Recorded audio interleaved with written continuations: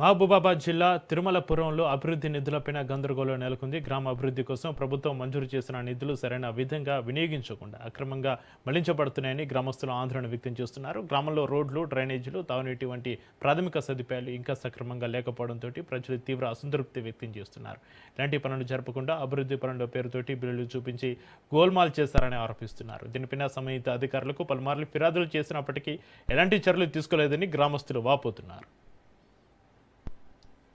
గ్రామ మాజీ సర్పంచ్ని.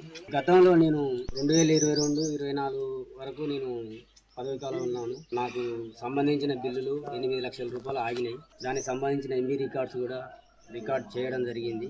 మేము పదవి కాలం ఉన్నప్పుడు మాకు డబ్బులు ఆర్థిక సంవత్సరంలో డబ్బులు రాలేదు. ఇప్పుడు ఉన్న సర్పంచ్ వాళ్ళ కొడుకు 5 లక్షల రూపాయలు పడ్డా కానీ డబ్బులు మాకు ఎంబీలు తీసుకుపోయి ఇచ్చినా కానీ డబ్బులు ఇవ్వమంటే ఇవ్వడం లేదు. ఏందని అధికారులను అడిగితే మేము పనులు చేశాము, మేము చేసిన వాటికే తీసుకుంటామని సంబంధిత అధికారుల కడకు చెప్పడం జరుగుతుంది. అదే విధంగా మేము 3 సంవత్సరాలు 4 సంవత్సరాల నుంచి మేము డబ్బులు తీసుకోకుండా ఇబ్బంది పడతాను. 5 లక్షల రూపాయలు గత 15 రోజులలోనే 5 లక్షల రూపాయలు డ్రా చేయడం జరిగింది. చిన్న చిన్న వాటికే ట్రాక్టర్ రిపేర్ అని దానికని దీనికని ఒక ఎల్ఈడి చిన్న లైట్లు తెచ్చి దానికి దీనికి అని ఒక 3-4 పనులు చేసి 5 లక్షలు 6 లక్షలు డ్రా చేయడం జరిగింది. గ్రామం